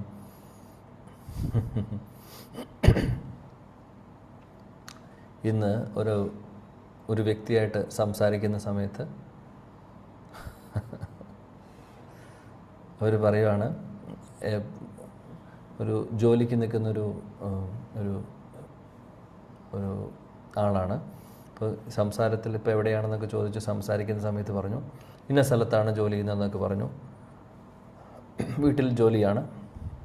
അപ്പോൾ അവിടെ എങ്ങനെയാണെന്നൊക്കെ ചോദിച്ചപ്പോൾ പറയുവാണ്, നല്ല സുഖമാണ്, 2 ദിവസത്തിൽ ഭക്ഷണം വെച്ചാൽ മതി. ഇന്ന് ഉണ്ടാക്കുവാണെങ്കിൽ പിന്നെ നാളെയും വേണ്ട, ഇന്ന് വേണ്ട, ഒരു നേരം ഇന്ന് കാലത്ത് ഉണ്ടാക്കി കഴിഞ്ഞാൽ നാളെയും വേണ്ട, നാളെ വൈകുന്നേരത്തെ പിന്നെ ഉണ്ടാക്കിയാൽ മതി, അടുത്ത 2 ദിവസത്തേക്ക് അത് ഓടിക്കോളും എന്ന് പറഞ്ഞു. അപ്പോൾ അത് കഴിഞ്ഞിട്ട് പറഞ്ഞു, മാത്രമല്ല എല്ലാ ദിവസവും വൈകുന്നേരം 6 മണി മുതൽ 9 മണി 10 മണി വരെ TV കാണാം, സീരിയൽ കാണാം. ഇതൊക്കെ വലിയൊരു അച്ചീവ്മെൻ്റ് ആയിട്ട് പറയുവാണ്. അതുകൊണ്ട് സുഖമാണ് അവിടെ എന്ന് പറയുന്നു. ഇതൊക്കെയാണ് സുഖങ്ങളായിട്ട് നമ്മൾ അല്ലെങ്കിൽ ആളുകൾ കാണുന്നത്. അതായത് മടി പിടിച്ച് ഇരിക്കാൻ സാധിക്കുക, അതേപോലെ തന്നെ ടി വിയോ സിനിമയോ 4-5 മണിക്കൂറൊക്കെ കണ്ടിന്യൂസ്ലി കാണുമ്പോൾ അതൊരു വലിയൊരു അച്ചീവ്മെൻ്റ് ആയിട്ടാണ് ചിന്തിക്കുന്നത്. ജീവിതത്തിൻ്റെ ലക്ഷ്യം അതാണ്, അല്ലെങ്കിൽ സന്തോഷം തരുന്ന കാര്യം അതാണെന്ന് വിചാരിക്കുന്നു. അപ്പോൾ ഇങ്ങനെയാണ് ലോകം ഓടിക്കൊണ്ടിരിക്കുന്നത്. ഇങ്ങനെയാണ് ലോകം ഓടിക്കൊണ്ടിരിക്കുന്നത്. പക്ഷേ എവിടെയാണ് ഇത് എത്തിപ്പെടാൻ പോകുന്നത്? എവിടെയും എത്താൻ പോകുന്നില്ല. ഈ ലോകത്ത് തന്നെ കറങ്ങിക്കൊണ്ടിരിക്കും. ശരീരങ്ങൾ മാറും, നമ്മൾ ഇവിടെ നിന്ന് രക്ഷപ്പെടാൻ പോകുന്നില്ല. എപ്പോഴാണോ നമ്മുടെ ശ്രദ്ധ, നമ്മുടെ സമയം, അല്ലെങ്കിൽ നമ്മൾ ചെയ്യുന്ന ഓരോ കാര്യങ്ങളും ഭഗവാന് സമർപ്പിച്ചുകൊണ്ട് ഭഗവത് സേവനങ്ങൾ ചെയ്യുന്നത്, അന്നാണ് നമ്മൾ ഇവിടെ നിന്ന് രക്ഷപ്പെടാനുള്ള ഒരു കാര്യം തുടങ്ങുന്നത്. ഇല്ലെങ്കിൽ ഇവിടെ തന്നെ ഇരിക്കേണ്ടി വരും. ഇന്ന് ഒരു വ്യക്തിയായിട്ട് സംസാരിച്ച കാര്യമാണ് ഞാൻ പറഞ്ഞത് കുറച്ച് മണിക്കൂറുകൾ മുമ്പ്. അപ്പോൾ അതാണ് ജീവിതത്തിൻ്റെ ലക്ഷ്യം എന്നുള്ള രീതിയിലാണ്. ഹാപ്പിയാണ്, കുഴപ്പമൊന്നുമില്ല. 5 മണിക്കൂർ ടി വി കാണാനുള്ള അവസരം ഉണ്ടെങ്കിൽ അത് സന്തോഷം കൊടുക്കുന്നു ഒരുപാട് ആളുകൾക്ക്. അപ്പോൾ നമ്മൾ ചെയ്യേണ്ടത് അതല്ല. നമ്മൾ ചെയ്യേണ്ടത് എന്താണ്? ശ്രോതവ്യ കീർത്തിതവ്യശ്ച ധ്യേയ പൂജ്യ ച നിത്യത. നിത്യത എന്ന് പറഞ്ഞു കഴിഞ്ഞാൽ അറ്റ്ലീസ്റ്റ് 24 മണിക്കൂറും ഒരുപക്ഷെ നമുക്കങ്ങനെ ഇരുന്ന് ചെയ്യാൻ ചിലപ്പോൾ സാധിക്കുന്നുണ്ടാവില്ല. എന്നാൽ സാധിക്കുന്നത് പോലെ അതിനുവേണ്ടി സമയം മാറ്റിവെച്ച് കുറച്ച് സമയം ജപിക്കുവാനും കേൾക്കുവാനും ഒക്കെ എല്ലാം കൂടി നമ്മൾ ഓരോ ദിവസവും മാറ്റിവെക്കണം. സമയം അതിനു വേണ്ടി മാറ്റിവെക്കണം. മറ്റുള്ള ഉത്തരവാദിത്തങ്ങൾ ചെയ്യേണ്ട എന്നുള്ളതല്ല, ചെയ്യേണ്ട കാര്യങ്ങൾ ചെയ്യേണ്ടതുണ്ട്. എന്നാൽ സമയം പാഴാക്കുന്ന കാര്യങ്ങൾ നമ്മൾ ഒഴിവാക്കാമല്ലോ. സമയം വെറുതെ വേസ്റ്റ് ചെയ്യുന്ന കുറേ കാര്യങ്ങളുണ്ട്, അതൊക്കെ നമുക്ക് ഒഴിവാക്കാവുന്നേ ഉള്ളൂ. ആ സമയമൊക്കെ ഭഗവത് സേവനങ്ങൾ എന്തെങ്കിലും നമുക്ക് ചെയ്യുകയാണെങ്കിൽ അതിന് ഗുണം നമുക്കുണ്ടാവും. അല്ലെങ്കിൽ അതേ ഗുണം ഉണ്ടാവുകയുള്ളൂ ഈ ലോകത്ത്.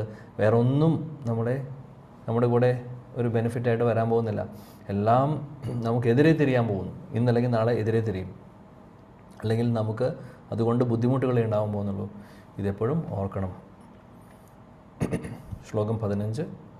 യദ് അനുധ്യായാസിന യുക്ത കർമ്മഗ്രന്ഥി നിബന്ധനം ചിന്തന്തി കോവിദാസ്തസ്യ കോ ന കുര്യാത് കതാരതിം.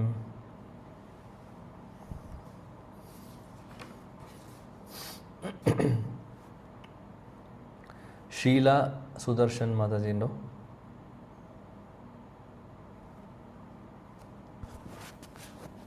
ഹരേ കൃഷ്ണ പ്രഭുജി. ശ്ലോകം വായിക്കോ. ഹരേ കൃഷ്ണ. ഓം നമോ ഭഗവതേ വാസുദേവായ. യദനുധ്യാസിനായുക്ത കർമ്മഗ്രന്ഥി നിബന്ധനം ചിന്തന്തി കോവിദാസ്തസ്യ കോ ന കുര്യാത് കതാരതിം. വിവർത്തനം കൂടെ വായിച്ചോളൂ. വിവർത്തനമായി ശ്രീലപ്രഭ കീ ജയ്. പരമദിവ്യോത്തമ പുരുഷ സ്മരണത്താൽ ബുദ്ധിമാനായ മനുഷ്യൻ കയ്യിൽ ഖഡ്ഗമേന്തി കർമ്മഫലങ്ങളുടെ ബന്ധങ്ങളെ ഛേദിക്കുന്നു. ആകയാൽ ഭഗവാന്റെ സന്ദേശങ്ങൾക്ക് ആരാണ് ശ്രദ്ധ നൽകാത്തത്? ഹരേ കൃഷ്ണ. Thank you. പറയുന്നു, ഭഗവാനെ സ്മരിക്കുന്നതിലൂടെ, ഒരു മിനിറ്റ്,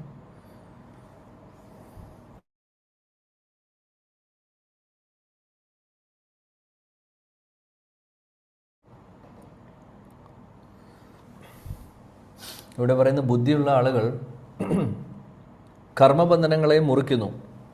എങ്ങനെയാണ് മുറിക്കാൻ സാധിക്കുന്നത്? ബുദ്ധി ഉപയോഗിച്ച് കട്ട് ചെയ്യുന്നു.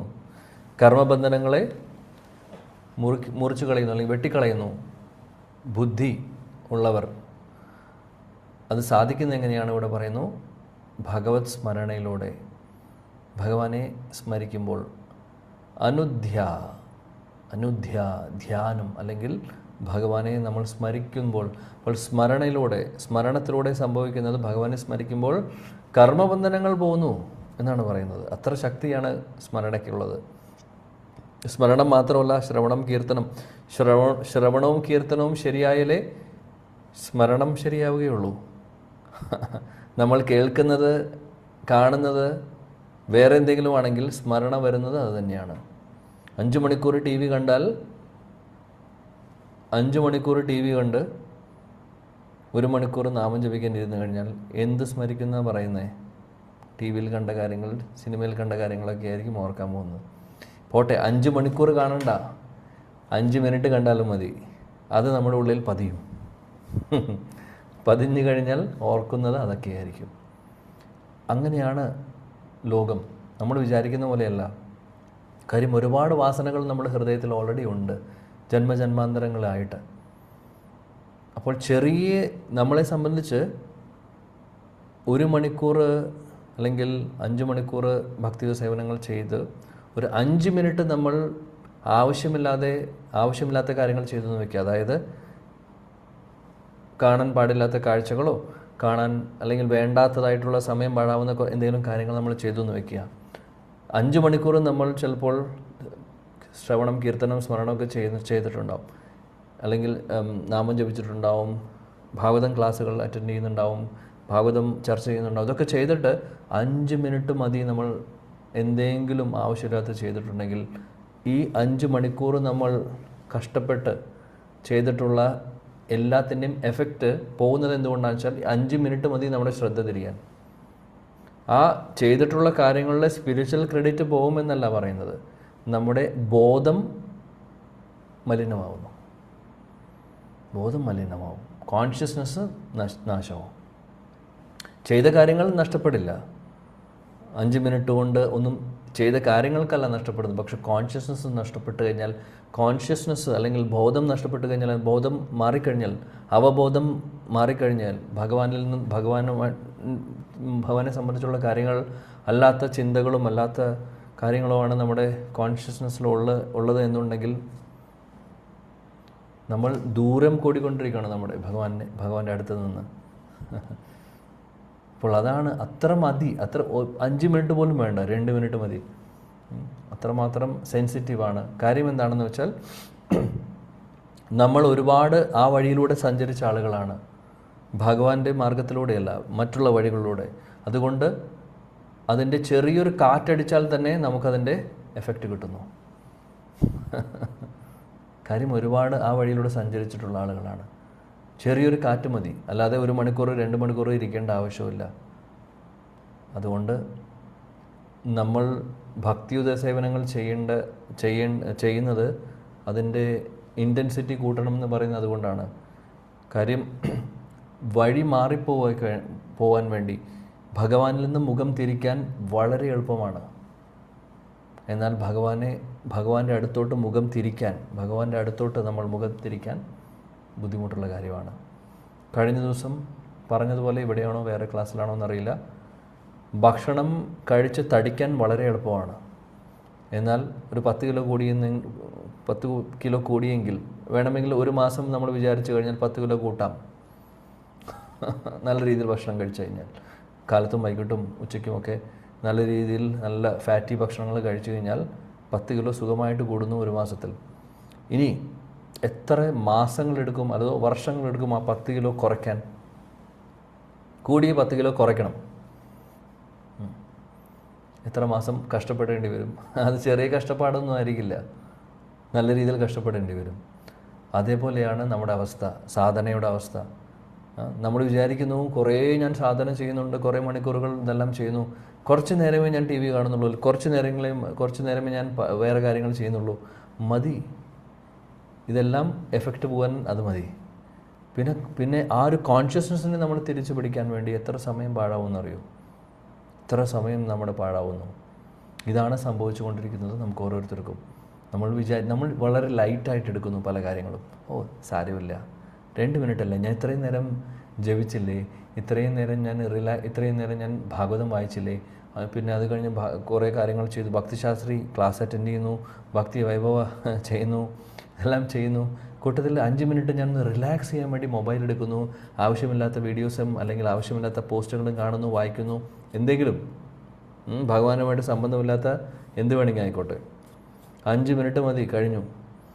അത്രയും നേരം 5 മണിക്കൂർ ചെയ്തോ 10 മണിക്കൂർ ചെയ്തോ അവിടെ അത് കാര്യം ഭക്തിയുത സേവനങ്ങൾ ചെയ്യുന്നത് ആ ഒരു കോൺഷ്യസ്നെസ്സും കൂടെ ശുദ്ധമാവാൻ വേണ്ടിയിട്ടാണ്, അല്ലേ? അവബോധം എന്ന് പറയുന്നത് ശുദ്ധമാവണം.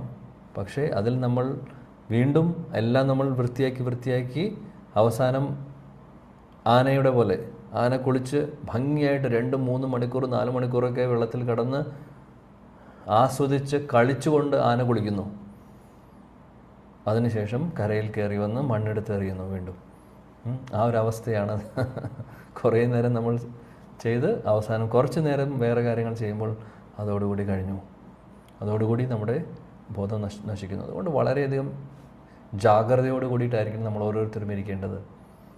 ഒരു സംശയമില്ല ഇക്കാര്യത്തിൽ. വീണ്ടും വീണ്ടും ഭാഗവതം നമ്മളെ ഓർമ്മിപ്പിക്കുന്നു. ഓരോ ശ്ലോകം കഴിഞ്ഞ് അടുത്ത ശ്ലോകത്തിലും നമ്മളെ ഓർമ്മിപ്പിക്കുന്നുണ്ട് ഇതെല്ലാം. അതേപോലെ പ്രഭുപാദജി നമ്മളെ ഓർമ്മിപ്പിക്കുന്നു, ആചാര്യന്മാരെ നമ്മളെ ഓർമ്മിപ്പിക്കുന്നു. ഈ ഒരു നിരന്തരമായിട്ടുള്ള ഓർമ്മപ്പെടുത്തൽ നമുക്ക് ആവശ്യമാണ്. ഓർമ്മപ്പെടുത്തൽ വളരെയധികം അത്യാവശ്യമാണ്. ഇല്ലെങ്കിൽ ഇത്രയും ഉണ്ടായിട്ട് പോലും ഒന്നും മാറ്റം വരുന്നില്ല. അപ്പോൾ നമ്മൾ ചിന്തിക്കും, ഇതൊക്കെ എന്തിനാണ് വീണ്ടും വീണ്ടും പറയുന്നത്?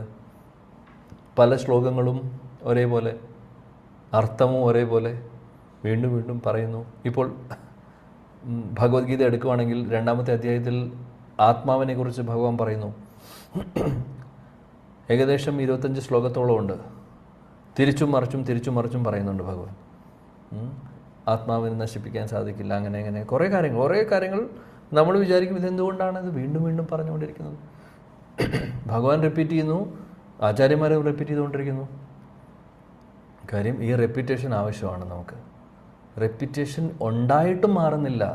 ഇതില്ലെങ്കിലത്തെ അവസ്ഥ എന്തായിരിക്കും? അതുകൊണ്ട് കണ്ടിന്യൂസ്ലി നമുക്കിത് തലയിലിങ്ങനെ ഇടയ്ക്കിടയ്ക്ക് കൊട്ടിങ്ങനെ കിട്ടിക്കൊണ്ടിരിക്കണം. ഇല്ലെങ്കിൽ ഒന്നും തലയിൽ കയറാൻ പോകുന്നില്ല. അതാണ്. ശ്ലോകം 15 നോക്കാം.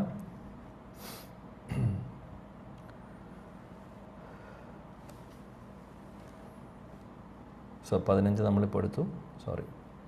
15-ലെ ഭാവാർത്ഥം മുഴുവൻ ഞാൻ പറഞ്ഞില്ല, ക്ഷമിക്കണം. സമയമാകുമ്പോഴേക്കും നമ്മൾ ഒന്ന് വേറെ മെസ്സേജിലേക്ക് പോയി, വേറെ ഭാഗവതത്തിലെ തത്വങ്ങളിലേക്ക് പോയി.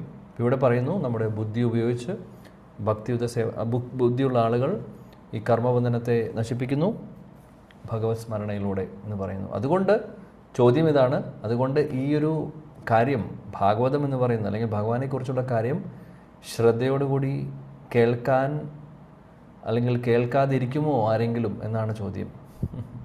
കാര്യം അത്രമാത്രം ശക്തിയാണ് ശ്രവണത്തിനുള്ളത്. അതാണ് പറയുന്നത്.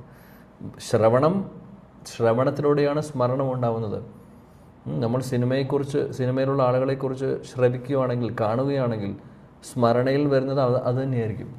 ആ വ്യക്തികളായിരിക്കും നമ്മുടെ ഉള്ളിൽ വരുന്നത്, നമ്മുടെ ചിന്തയിൽ വരുന്നത്.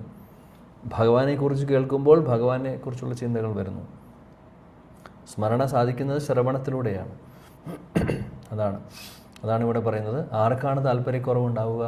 കാര്യം കർമ്മബന്ധനങ്ങളെയൊക്കെ മുഴുവനുമായിട്ടും മുറിച്ചു മാറ്റാനുള്ള ശക്തിയുണ്ട് ശ്രവണത്തിന്. ഭഗവത് ശ്രവണം, ഭഗവാനെക്കുറിച്ചുള്ള അല്ലെങ്കിൽ ഭാഗവത ശ്രവണത്തിന് എന്നാണ് പറയുന്നത്. ശ്രീല പ്രഭുപാദ് പറയുന്നു ഭാവാർത്ഥത്തിൽ,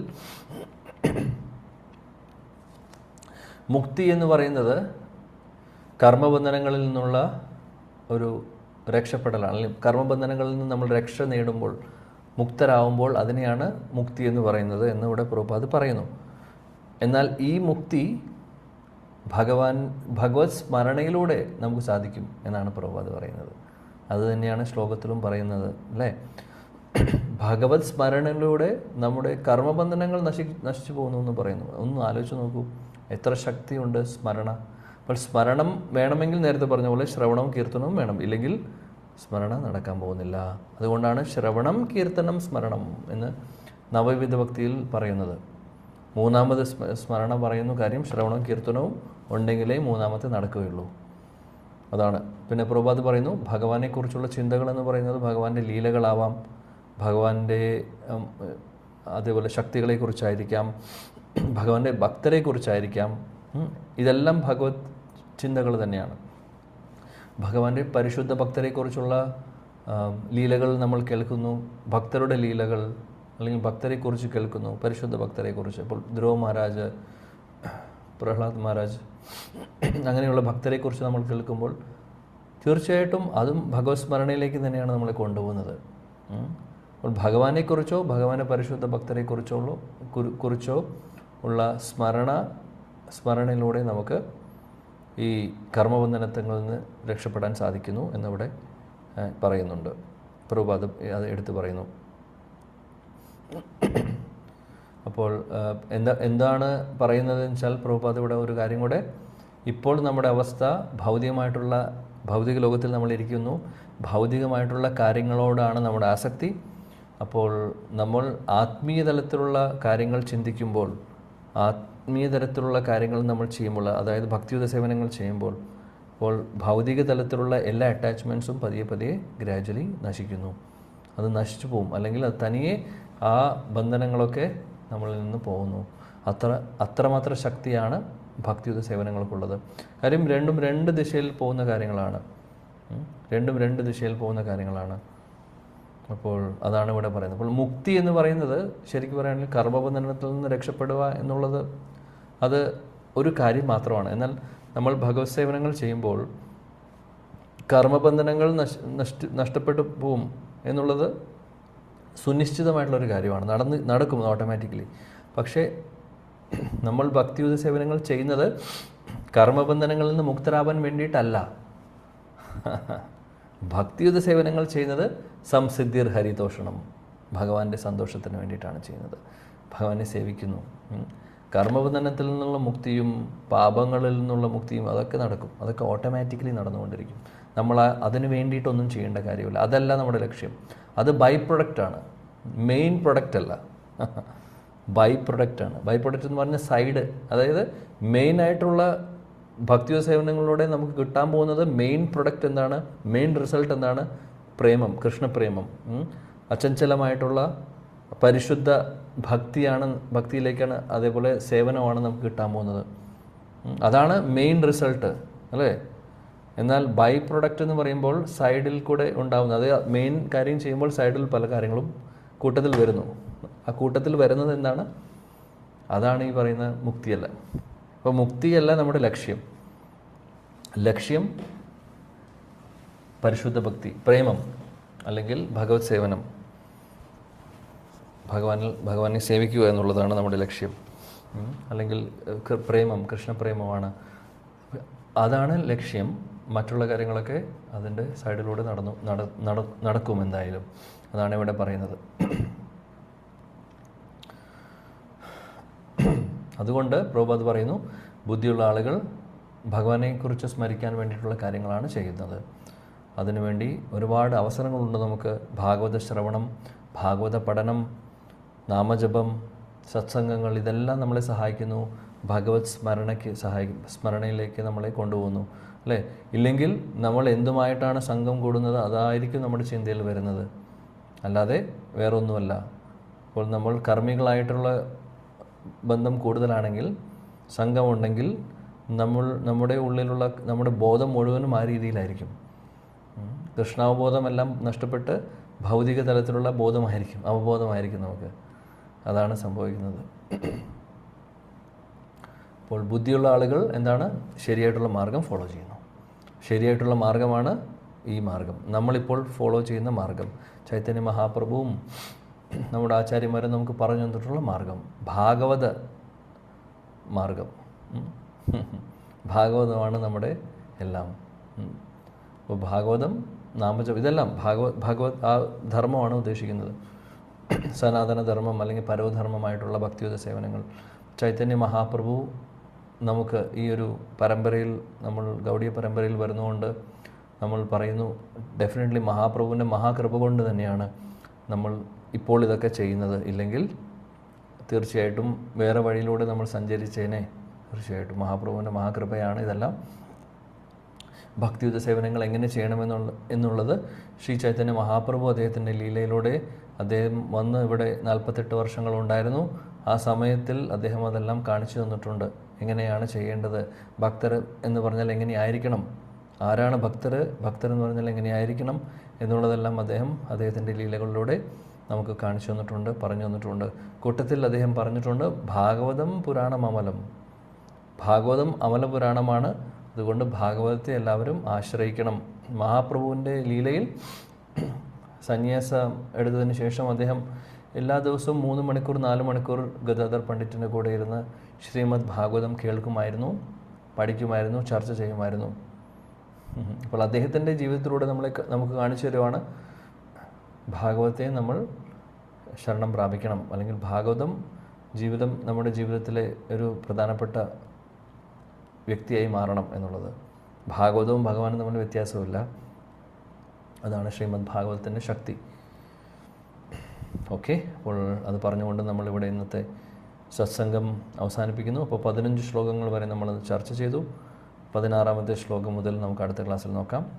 ഗ്രന്ഥരാജ് ശ്രീമദ് ഭാഗവതം കി ജായ്, ജഗദ്ഗുരു ശീല പ്രഭുപാദ് കി ജായ്, സമവേദ ഗൗര ഭക്തിവൃന്ദ की जय, श्री सचिनंदन श्री गौर हरि की जय, श्री गौड़ीय गुरुवृंद की जय, श्री वृंदावन धाम की जय. जय जय श्री राधे श्याम. Thank you. हरे कृष्ण. हरे कृष्णा प्रभु जी. हरे कृष्ण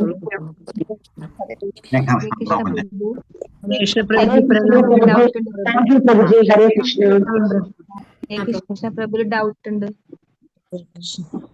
ഒരു മിനിറ്റ്, ഡൗട്ട്, ഇന്നത്തെ ഡൗട്ടിന് മുമ്പ് ഇന്നലെ ഒരു ഡൗട്ട് ഉണ്ടായിരുന്നു, ഒരു സംശയം അറിയലുണ്ടായി. അപ്പോൾ ഇന്നലത്തെ നമ്മുടെ ചർച്ചയിൽ നാമത്തെക്കുറിച്ച് നമ്മൾ പറഞ്ഞിരുന്നു. ഹരിനാമം, ഹരേകൃഷ്ണ മഹാമന്ത്രത്തെക്കുറിച്ച് പറഞ്ഞിരുന്നു. ഹരേകൃഷ്ണ മഹാമന്ത്രത്തിൻ്റെ അർത്ഥത്തെക്കുറിച്ച് നമ്മൾ കുറച്ച് പറഞ്ഞിരുന്നു. അപ്പോൾ അവിടെ ഉണ്ടായിട്ടുള്ള സംശയം എന്താണെന്ന് വെച്ചാൽ, ഹരേ എന്ന് പറഞ്ഞു, എനിക്ക് ഫയൽ വേണം. ഹരേ കൃഷ്ണ ഹരേ കൃഷ്ണ കൃഷ്ണ കൃഷ്ണ ഹരേ ഹരേ, ഹരേ രാം രാം രാം ഹരേ ഹരേ. No problem. അപ്പോൾ ഹരേ എന്ന് പറഞ്ഞാൽ ഭഗവാന്റെ ആന്തരിക ശക്തി, അല്ലെങ്കിൽ ഹ്ലാദിനി ശക്തി രാധാറാണി, കൃഷ്ണൻ, ഇത്രയും എല്ലാവർക്കും അറിയാവുന്നതാണ്. രാമൻ ആണ് കൺഫ്യൂഷൻ ഉള്ളത്. എന്നാൽ രാമൻ, ഇന്നലെ നമ്മൾ വളരെ ക്ലിയർ ആയിട്ട് ക്ലാസ്സിൽ തന്നെ പറഞ്ഞിട്ടുണ്ടായിരുന്നു, രാമൻ എന്ന് പറയുമ്പോൾ അത് ആചാര്യന്മാരുടെ, ആരും കൺഫ്യൂസ് ചെയ്യുന്നില്ല, അത് മനസ്സിലാക്കണം. ആചാര്യന്മാർ അവരുടെ ആരാധന പുരുഷൻ, ഇപ്പോൾ ഹനുമാനോട് ചോദിക്കുകയാണ് കൃഷ്ണ കൃഷ്ണ കൃഷ്ണ കൃഷ്ണനാമം ചൊല്ലാൻ പറഞ്ഞു കഴിഞ്ഞാൽ ഹനുമാൻ പറയും കൃഷ്ണൻ ശ്രീരാമൻ തന്നെയാണെന്ന് എനിക്കറിയാം, എൻ്റെ നാഥൻ ശ്രീരാമനാണ്, അതുകൊണ്ട് ഞാൻ രാമനാമം ജപിക്കുന്നു. കൃഷ്ണനും രാമനും ഒന്നാണെന്ന് ഹനുമാൻ അറിയാത്ത കാര്യമല്ല, അദ്ദേഹത്തിന് അറിയാം തത്വം ഒന്നാണെന്നുള്ളത്. പക്ഷെ അദ്ദേഹത്തിൻ്റെ ഇഷ്ടദേവൻ ശ്രീരാമനാണ്. അപ്പോൾ ഹരേകൃഷ്ണ മഹാമന്ത്രത്തിലെ രാമൻ, ഇപ്പോൾ രാമഭക്തർ അല്ലെങ്കിൽ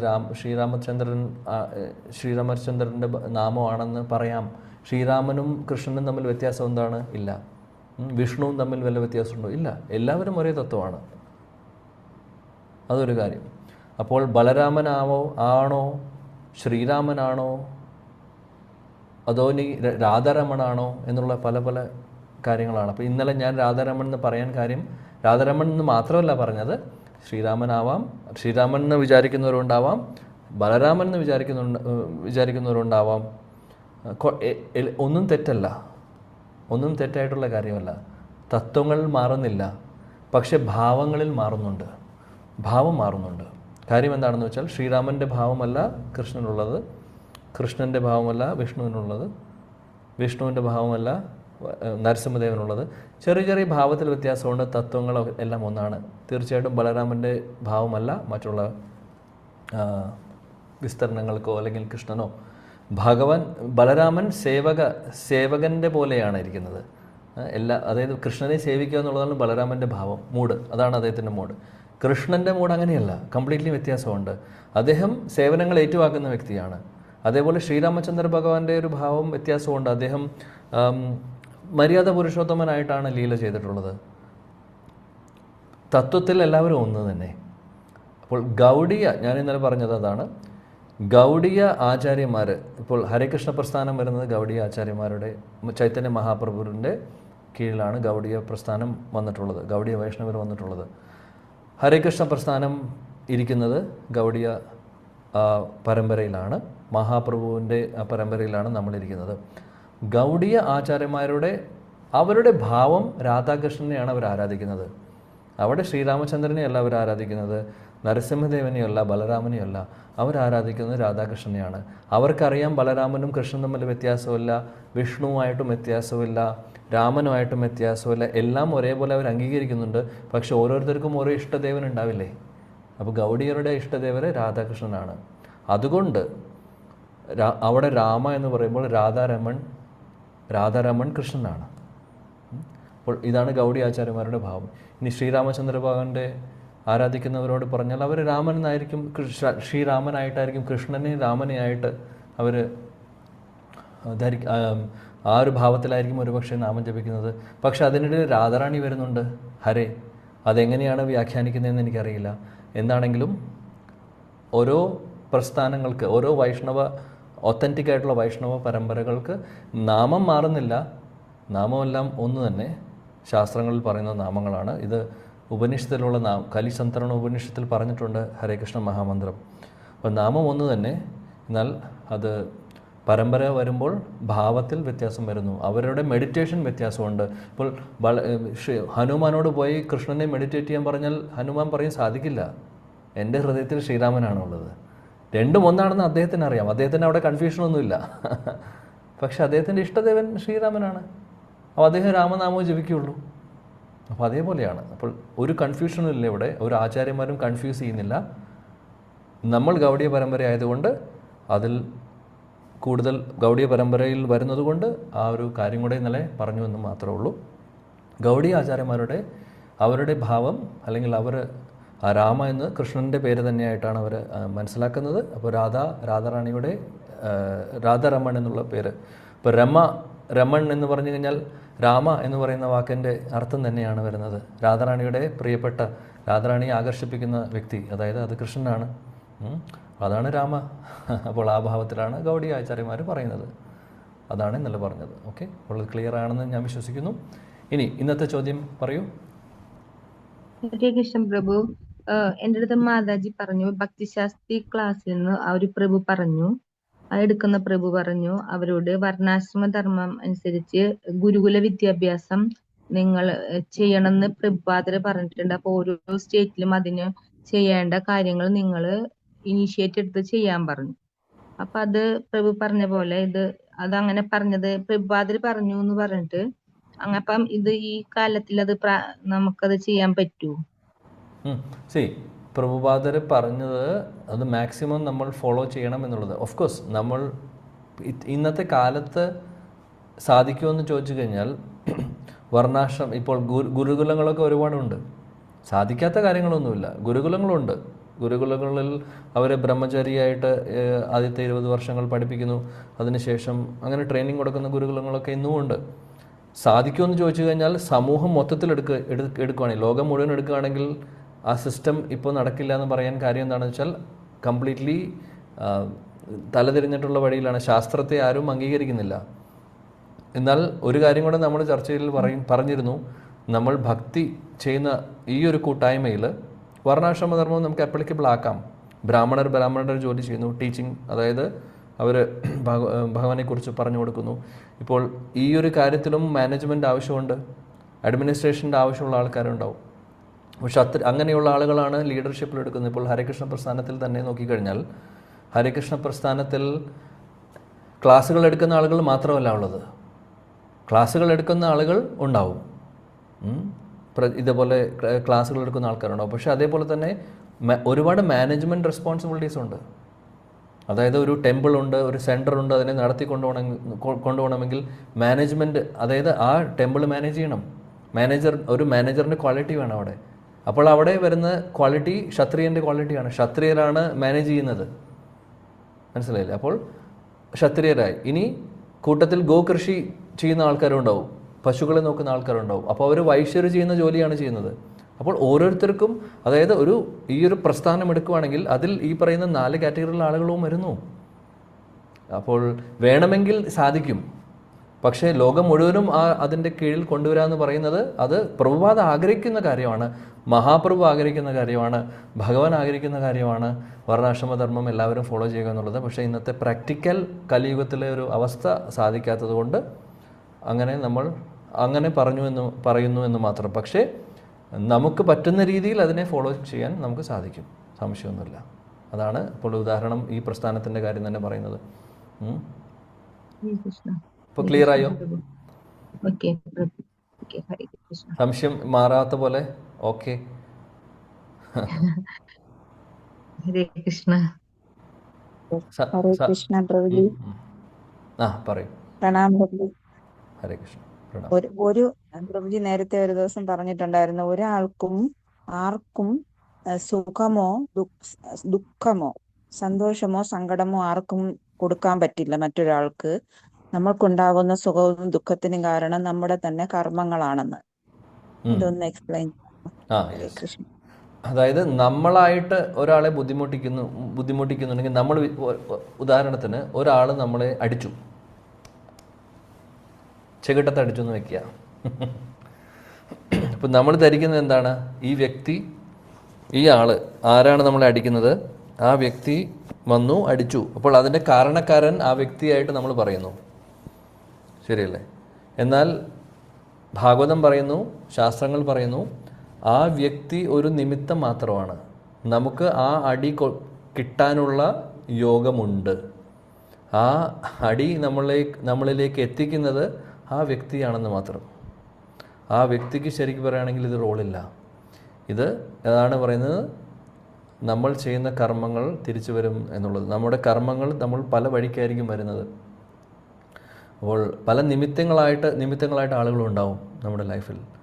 അതെല്ലാം നിമിത്തങ്ങളാണ്. പക്ഷേ അതുകൊണ്ട് ആ വ്യക്തിയോട് വിരോധം തോന്നിയിട്ട് കാര്യമില്ല, നമ്മളോട് തന്നെയാണ് വിരോധം തോന്നുന്നുണ്ട്. കാര്യം നമ്മളായിട്ട് ചെയ്ത് കൂട്ടിയിട്ടുള്ള കാര്യങ്ങൾ തിരിച്ചു വരുന്നതാണെന്ന് മനസ്സിലാക്കുക. പക്ഷേ ഇന്നത്തെ കാലത്ത് നമ്മൾ എങ്ങനെയാണ് റിയാക്ട് ചെയ്യുന്നത്?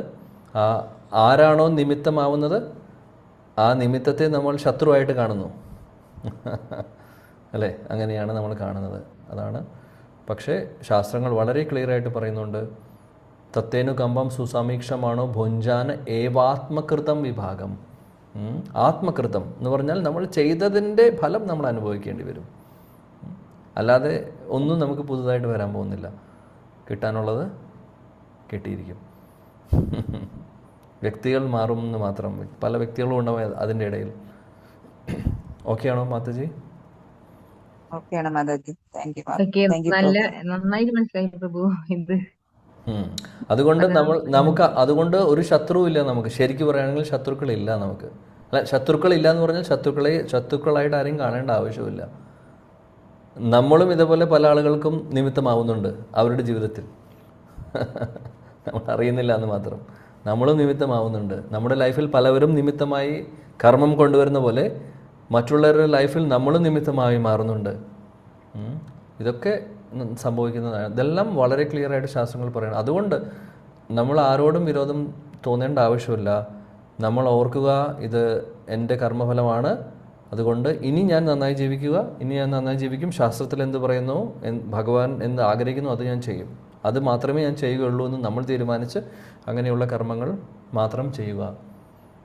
ഇല്ലെങ്കിൽ വീണ്ടും റിയാക്ഷൻ വരും. നമ്മളതിന് റിയാക്ട് ചെയ്യാൻ നിന്ന് കഴിഞ്ഞാൽ എന്താ സംഭവിക്കുക?